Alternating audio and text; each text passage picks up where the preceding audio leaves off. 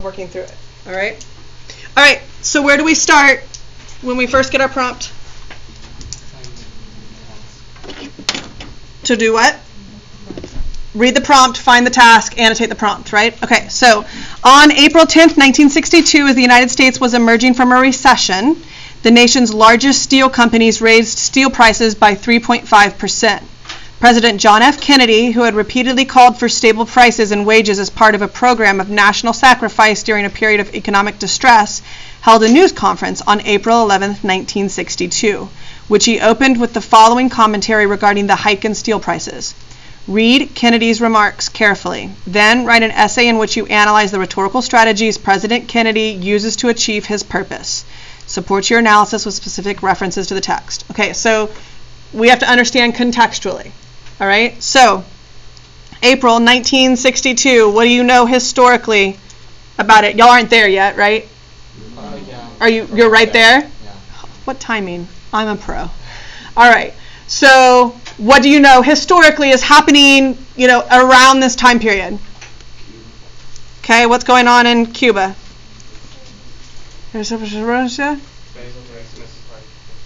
Okay. What else do you know is happening historically?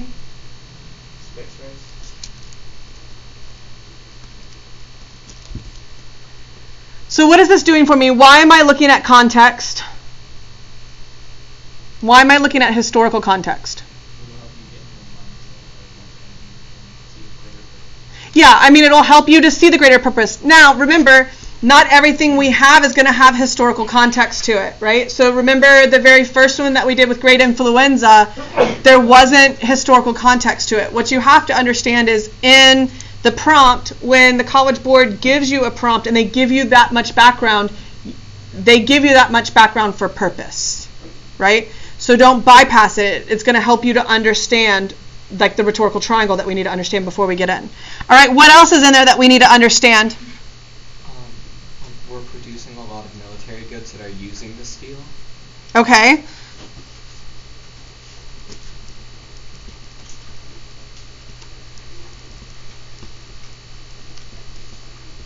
What else is in the prompt that's really important? Yes. What does it mean? What's a recession?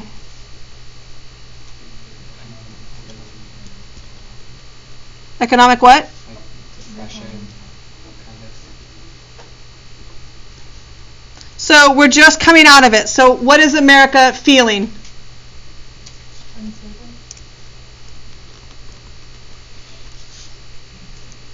So what's the role of a president during a time of recession and instability within the country? Okay. And what have the steel companies just done?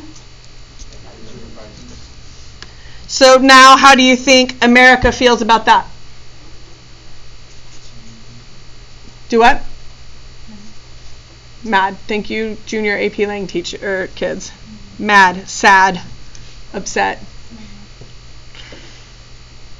All right. So what has the president done? And what I think about this one, what's different about this prompt as well, is that they give you so much context, right? They've given you the date. They've given you what's happening in the country. They've given you what Kennedy has done, right? That he's called for stable prices and wages as part of a program. So this is what the president requests.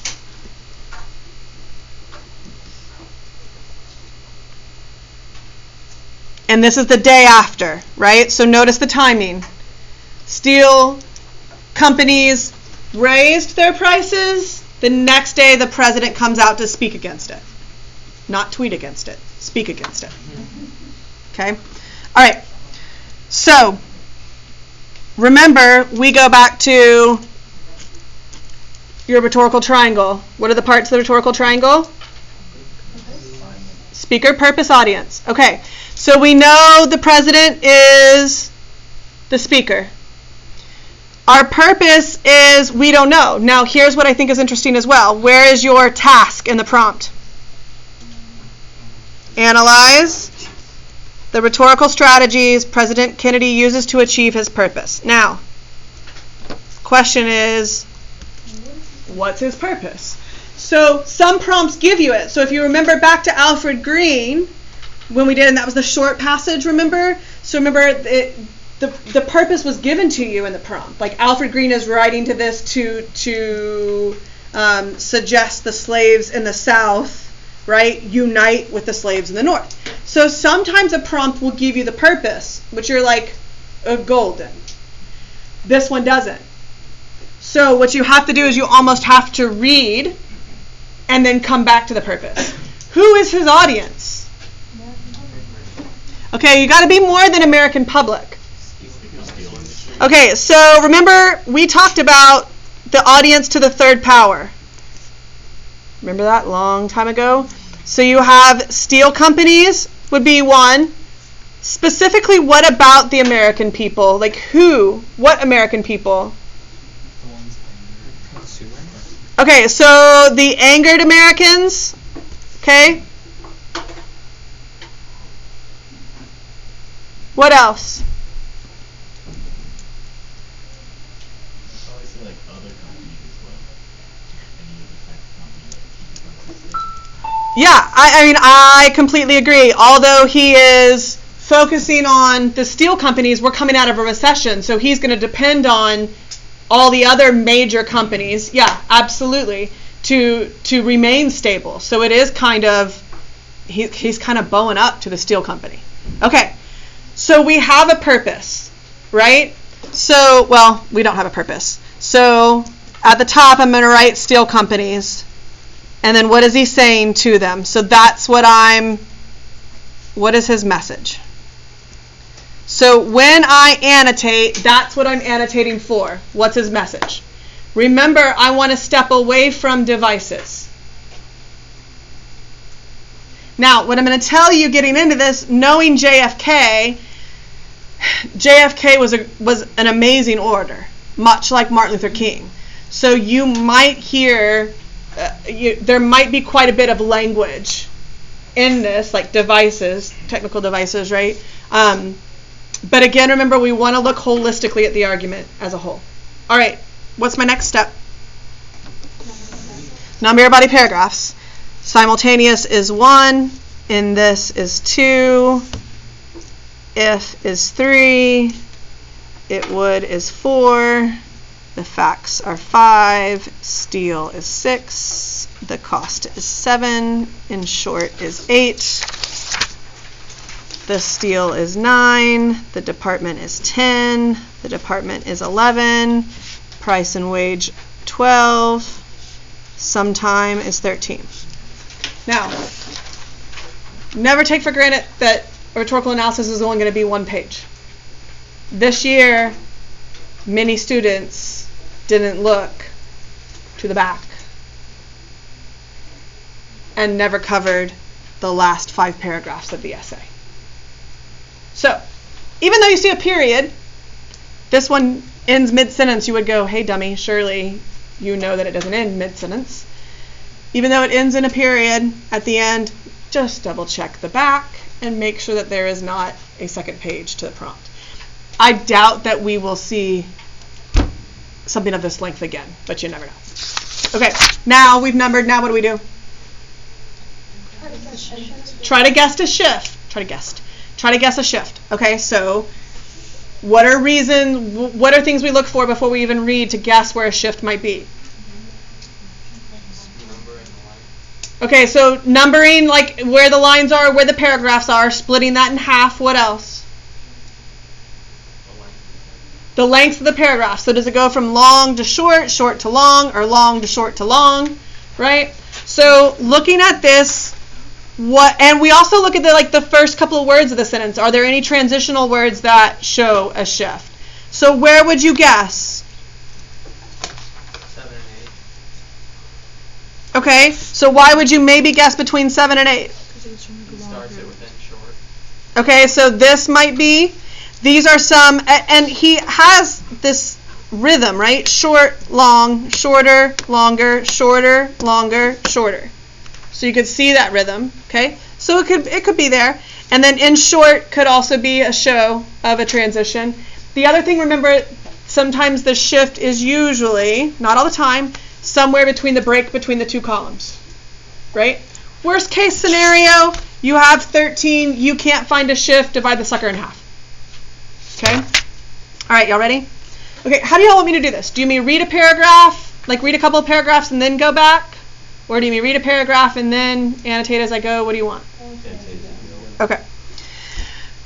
Simultaneous and identical actions of United States Steel and other leading steel corporations increasing steel prices by some $6 a ton constitute a wholly unjustifiable and irresponsible defiance of the public interest. All right, what did you see me already do?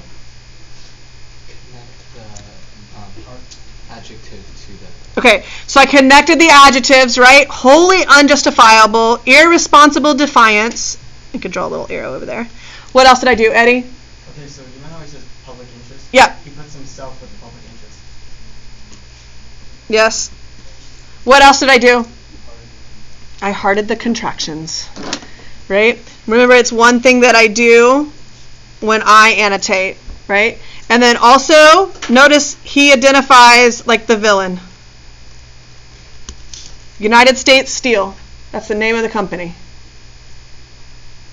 So he identifies them from the beginning. How do I know it's the name of the company? Because steel is capitalized. Thank you. In this serious hour in our nation's history, when we are confronted with grave crisis in Berlin and Southeast Asia, now what's happening there?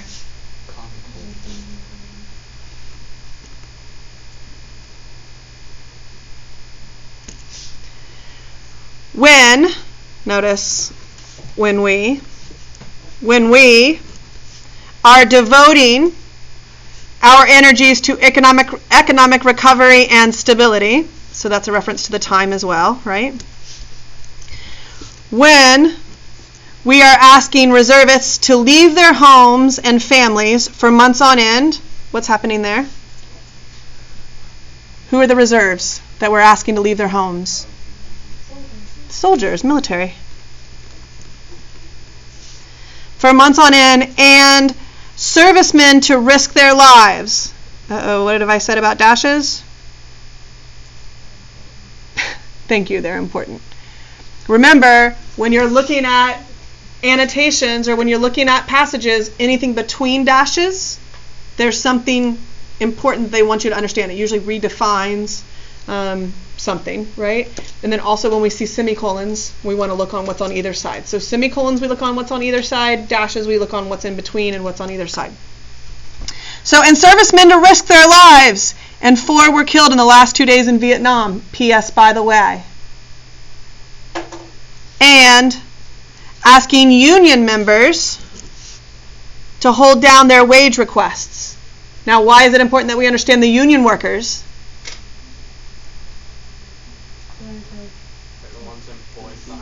Yeah, that's the steel companies right there. So what is he saying? While the steel companies are increasing their prices, well, the union's asking to keep their workers not to ask for more money. So there's a discrepancy there. So that they don't raise the prices even more?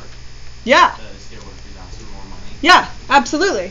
But so what he's doing, what is he doing there? He's saying, look, it's not the union, it's not the workers that are raising this cost because they're asking to be paid more. So he is separating the villain.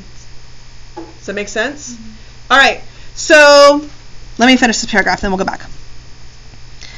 To hold down their wage request at a time when restraint and sacrifice are being asked of every citizen, the American people will find it hard, as I do, to accept a situation in which a tiny handful of steel executives, villains, whose pursuit of private power and profit exceeds their sense of public responsibility, can show such utter contempt for the interest of 185 Americans. 185 million, sorry. All right.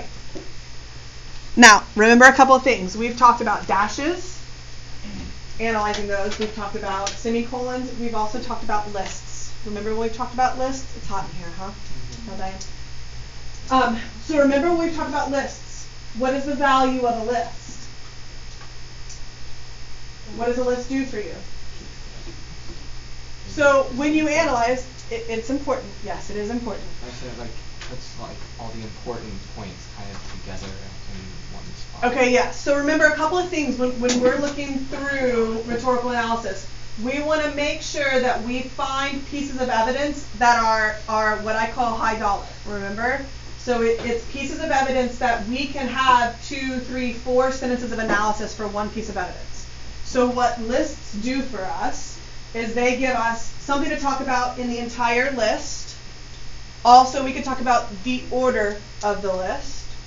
Also, we could talk about the relationship of each component of the list together. That's 3 or 4 sentences to analyze in that one thing. So, where is his list here? What is this? In this serious hour, from here to here, where is the first? How many sentences are in this paragraph? 1.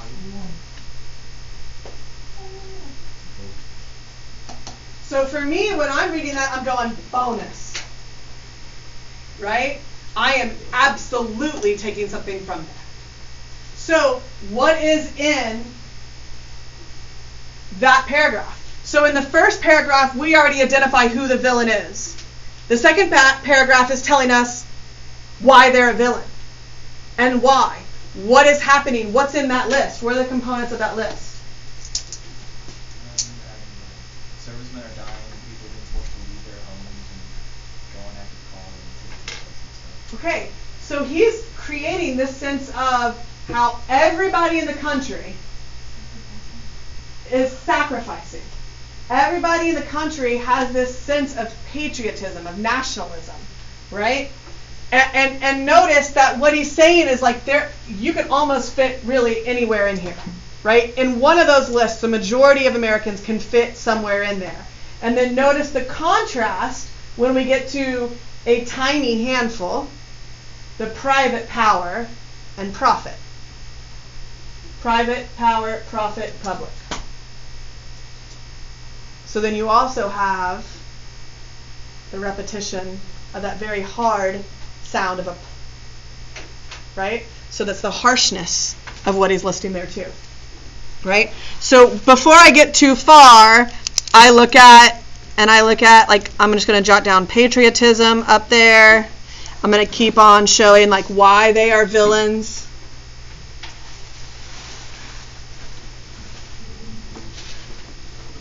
And so what has he said? So notice we have contrasted 185 million to the tiny, what does he say? The tiny handful.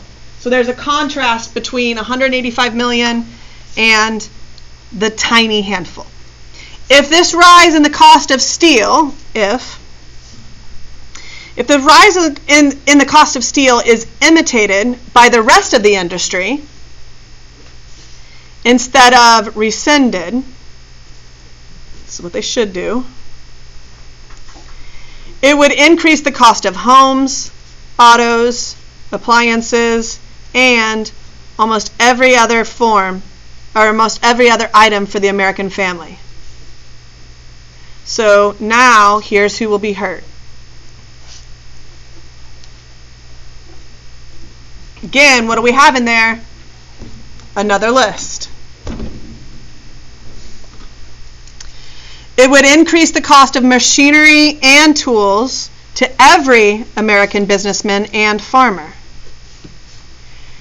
It would seriously handicap our efforts to prevent an inflationary spiral from eating up the pensions of our older citizens and our new gains in purchasing power. So what aspects of the country has JFK covered in that body paragraph? Don't be specific. Show me. Elderly, consumers,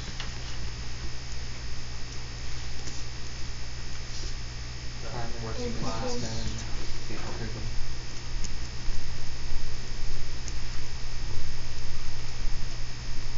I mean, the only people that he left out are the elite. Right? And he doesn't care about the elite. Good? Okay, I'm not going to annotate this next one. So now I need you to annotate. It would add Secretary McNamara. Ooh, footnote. What do? McNamara, Secretary of Defense from 1961 to 1968. Why does the College Board give you that little footnote? It's important that you understand who he is and the role of who he's addressing. It would add, Secretary McNamara informed me this morning, an estimated $1 billion to the cost of our defenses at a time when every dollar is needed for national security and other purposes. It would make it more difficult for American goods to compete in foreign markets, more difficult to withstand competition from foreign imports, and thus more difficult to improve our balance of payments position and stem the flow of gold. And it is necessary to stem it for our national security if we are going to pay for our security commitments abroad. And it would surely handicap our efforts to induce other industries and unions to adopt responsible price and wage policies. So now that goes to the conversation that Jay said about the audience, right? Okay, so what do you see? See another list. Okay, now listen. Notice, when is the only time he talked about the hike?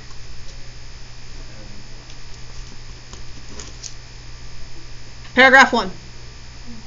How has it been referenced since?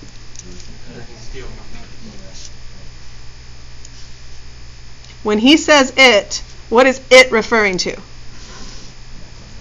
The price hike.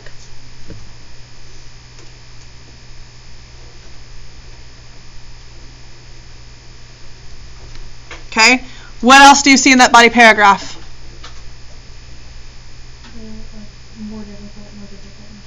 Okay.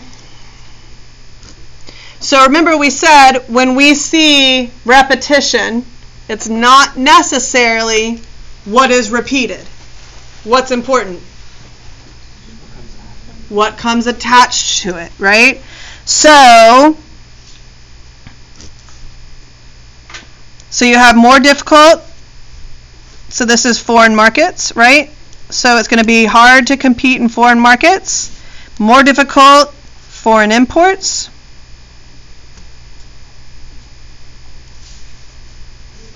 More difficult to improve our balance of payments positions, which means what?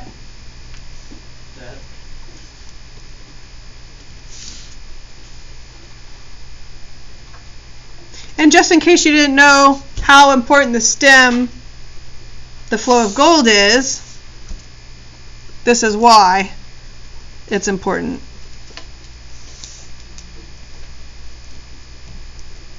All of that is important so all this foreign stuff is important for our national security.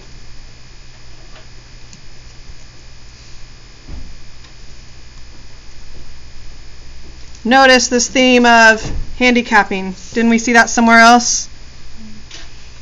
What paragraph did we see that in? Paragraph 3. So we have handicap. So notice I kind of draw a line.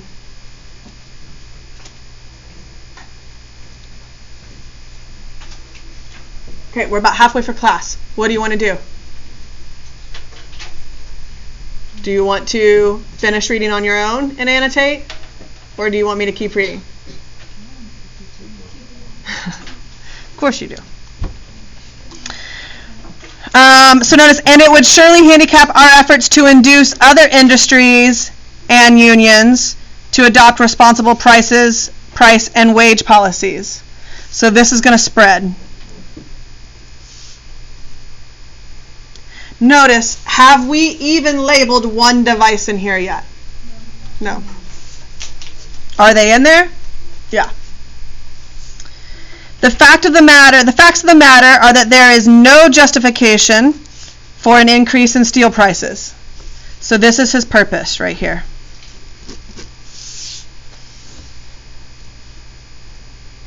The recent settlement between the industry and the union, which does not even take place until July 1st, was widely acknowledged to be non-inflammatory, and the whole purpose and the effect of this administration's role, which both parties understood, was to achieve an agreement which would make unnecessary increase in prices. So what is he saying has already been done before this hike? That they agreed to what? We settle the industry and the Yeah. So the president and the industry decided to settle for the better of the country. So what is Kennedy doing here? What did he just do to United States Steel? I invalidated their reasons for raising prices. Yeah. What'd you say, Abby? Calling the liars. Yeah. Saying like, yeah. He's totally calling him out. He's like, listen, we shook hands. We had a deal. And now you're going against our deal. And I'm the president, if you didn't know. All right. Steel output per man is rising so fast that labor cost per ton of steel can actually be expected to decline in the 12 months. So that's the opposite of what the steel companies are doing, right? So we're producing so much that we can decrease the price. Why do you increase your price? Because increase what? Okay. Profits. So right now, we can increase our output, which means we can lower the price, especially for our own country, right? And in fact, the acting commissioner of the Bureau of Labor Statistics, so who is he now referenced? So he's referenced what I call the bigwigs, right? He's referenced the Secretary of Defense, and that whole paragraph was about national security. And now he's referenced the bigwig of the Bureau of Labor, right? And in fact, the acting commissioner of the Bureau of Labor Statistics informed me this morning, P.S. by the way, just like McNamara did, so I may be young, because he was the youngest president, right? I may be young, but I'm not stupid, right? The acting commissioner of the Bureau of Labor and Statistics informed me this morning that, and I quote, his tone's getting a little more sassy. Yeah, absolutely. Employment costs per unit of steel output in 1961 were essentially the same as they were in 1958. All right. 3 years later. What does he say? What is his validation? And I quote, employment costs were the same now as they were 3 years ago. So another reason why there might be a price hike is, yeah, it costs more to keep people to work. The bigwig of labor said, no, that's not true. We've stayed the same. The cost of the major raw materials, steel, scrap, and coal, has been also declining. Okay, so notice, this is the opposition. This is another reason that goes against a hike. So what is he doing? So in an argument, what is the best way to kind of pull the rug out from your opponent? Invalidate anything they want to It say. invalidate everything they said. So he is refuting any argument that the steel company could have had. Oh, labor costs are up. Nope. Oh, material costs are up. Nope, they're actually going down. So what is he ultimately trying to show? That why are the steel company villains? Because they're what? They're out for profit. Yep. And for an industry which has been generally operating at less than 2/3 of capacity, its profit rate has been normal and can be expected to rise sharply this year in view of the reduction. So even if they don't increase, guess what they're still going to do? They're still going to make a profit. Their lot has been easier than that of 100,000 steelworkers thrown out of work in the last 3 years. So now you're going back to the tiny handful, right? So this is like the bigwigs of the steel company. Their lot has been easier than out of 100,000 steelworkers thrown out of work in the last 3 years. The industry's cash dividends have exceeded $600 million in each of the last 5 years, and earnings in the first quarter this year were estimated in the February 28th Wall Street Journal to be among the highest in the history. So again, why is U.S. Steel the villains? Profit. And they have let a lot of people go. Why? More profit. In short, which is funny, because none of that is short. In 7 paragraphs, none of that is short. In short, at a time when they could be exploring more efficiency and better prices could be obtained, reducing prices in this industry in recognition of lower costs. So this is what they could be to be good. Their unusually good labor contract, their foreign competition, and their increase in production and profits, which are coming this year. A few gigantic corporations have decided to increase prices in ruthless disregard of their public responsibilities. So again, big company versus the American interest.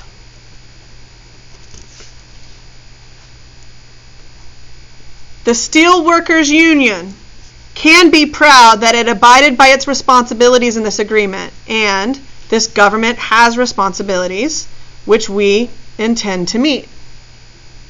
The Department of Justice and Federal Trade Commission are examining the significance of this action in a free, competitive economy.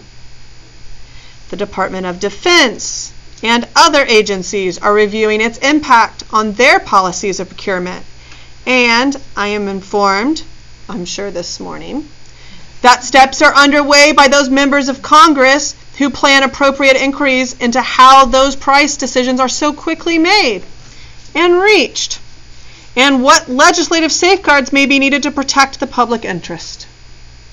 So if you're going to make all these changes, what am I going to do as the president? I'm making a whole bunch of changes. I'm bringing the Steelworkers Union against you. I'm bringing the Department of Justice and Federal Trade Commission. I'm bringing the Department of Defense. I'm bringing Congress. Everything I have that's behind me, I'm bringing to this fight. Price and wage decisions in this country, except for very limited restrictions in the case of monopolies and national emergency strikes, ought to be freely and privately made. But the American people have a right to expect in return for that freedom a higher sense of business responsibility for the welfare of their country than has been shown in the last 2 days. So again, why are they the villain? Because it's big company versus American interest. Some time ago, I asked each American to consider what he would do for his country. What is that? It's an allusion to his inauguration, right? Ask not what your country can do for you, but what you can do for your country. Some time ago, I asked each American to consider what he would do for his country, and I asked steel companies. In the last 24 hours, we had their answer.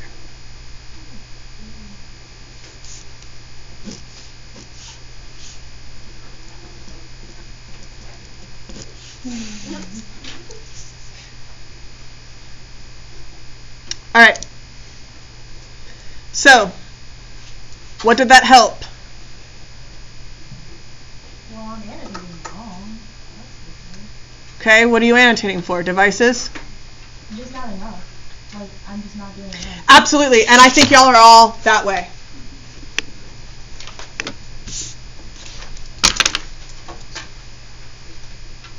Other problem is if you didn't pick up a pen or pencil that whole time that I was working, I don't know what you're doing. Also, if you do not have annotations of some sort, and I'm talking it has to be in depth, and I probably could have done this in about 5-6 minutes. Read quickly, read quickly, read quickly. Maybe not as detailed, but I'm going to have notes and connections made through the whole time. If you're not doing this, when it comes time for you to organize, you have to go back and reread. You're losing time. Now I know exactly where I want to go. What else did this do for you?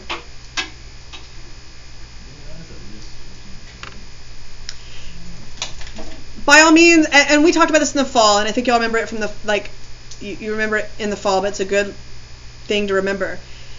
If you struggle to find stuff, find 3 big things: lists, dashes, semicolons. And then also look for the 1-sentence paragraph, right? Like you go back and you think of Dickens' writing, and you think of how much value is in between the commas, right? Go back and find those things. For me, the reader of your paper, I'm finding higher level thinking when you're finding those things than you are diction, because JFK uses diction as opposed to pantomime. Right? What else did this do for you? I tend to annotate for rhetorical devices, but this way helps me create assertions. Yeah, absolutely, and that's what I want. Yeah. I don't want you looking for devices, and I'm almost going to guarantee this year you won't find devices. There are devices in here, but I don't care about devices. I want good language. So yesterday when I was in Chavez's, I was like, so what's the language in there? Y'all are like, I don't know. If there's nothing that draws you to something like the language, then you have nothing to say about it because there is no language in there to talk about. Does that make sense? All right, so do you want to plan real quick? So from here,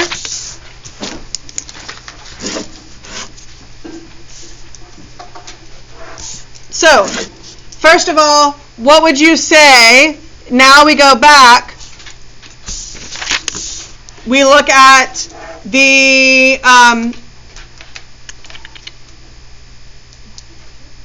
concrete would be, I would say, the commentary regarding the hike in steel prices.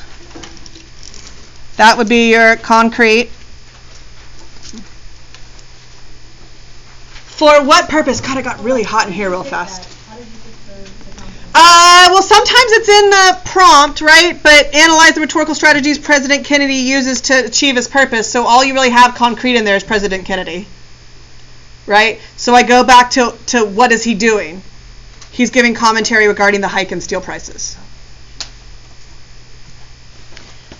For what purpose?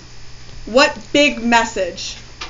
To lower prices and stabilize America, sort of. I think it's more just to call out the steel company and say that made bad decisions. That's not justified.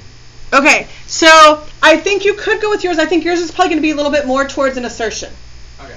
So say that again, Ben. He's calling out the steel company and calling their message invalid, pretty much. But you said something after that. No justification. Okay, so he's trying to show that U.S. Steel has no justification for the hike. Okay, now remember our assertions are why or how that is true. Right? Okay, so now let's figure out where do you see the shift? Now, there could be one shift, you could label 2. Remember, all paragraphs do not have to be the same. If you're struggling in time, 2 paragraphs is what I want, right? And we'll talk about strategies next week, but if you have less time, then I have another strategy. I'll remind me next week when I prep you for the mock exam what my other strategy is. But if you see a shift, if you see 2 shifts, then you would have 3 body paragraphs. All 3 don't have to be the same in length. So where would you say your shift is and why? Where we guessed Was that good? Between 4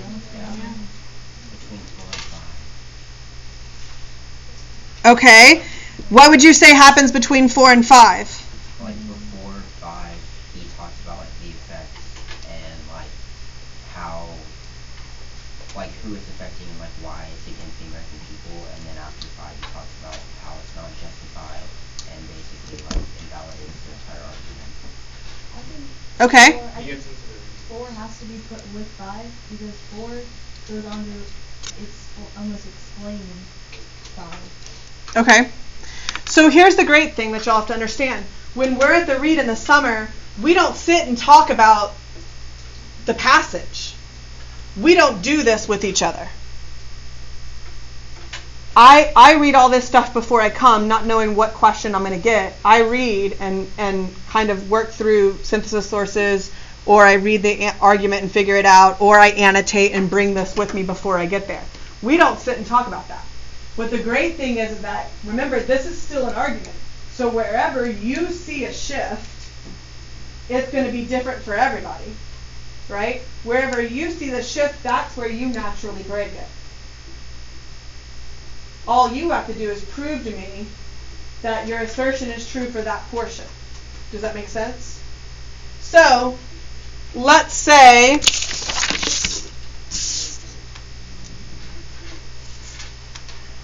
so where do we think for the most part? Where would you say? Where does everybody say the basic shift is? Between 7 and 8?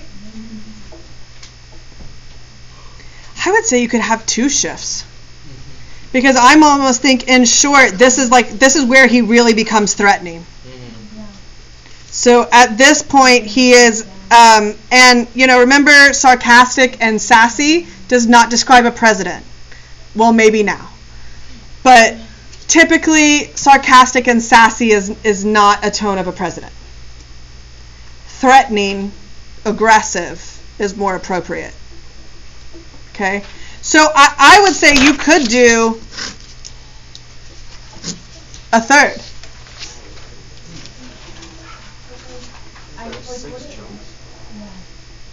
Well, I mean, yeah.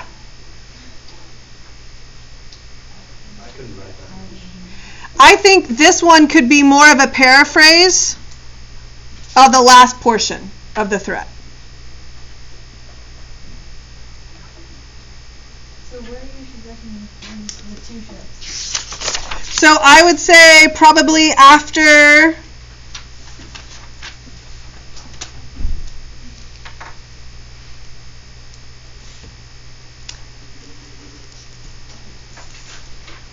I see it there.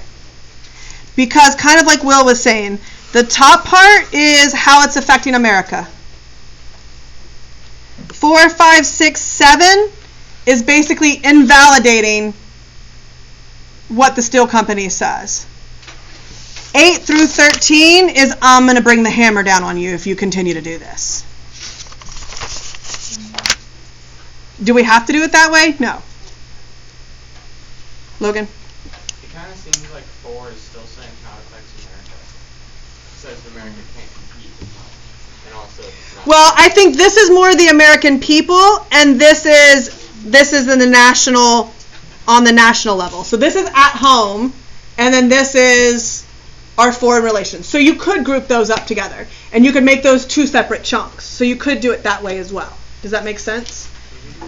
Remember, what is the plan when we have 2 chunks? So if, let's say, we do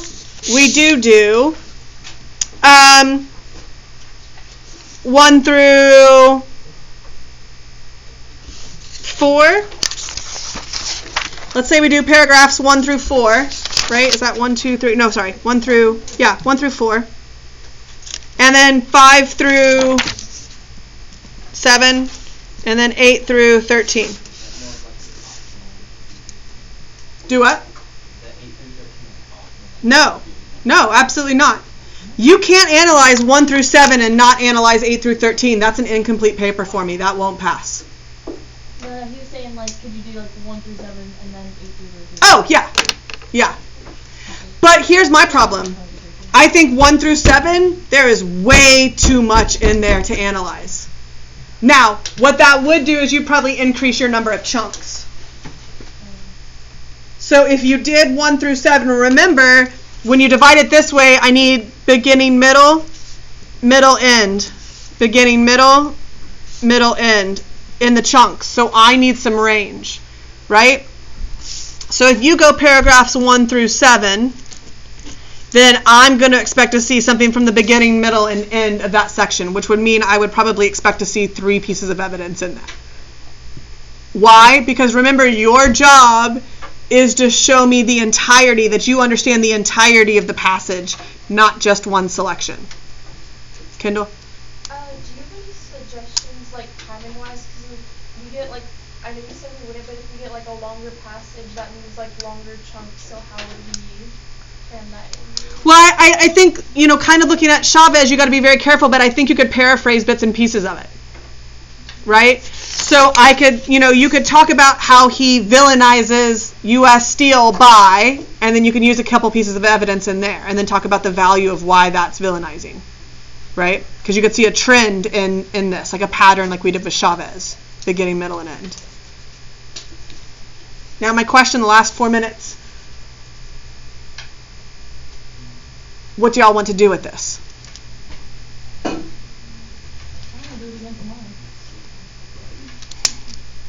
Do you want to write this?